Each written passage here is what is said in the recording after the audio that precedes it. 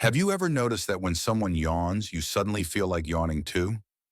Yawning is thought to be linked to activity in the brain rather than tiredness alone. When you see or hear someone yawn, certain brain areas involved in imitation and empathy can become active.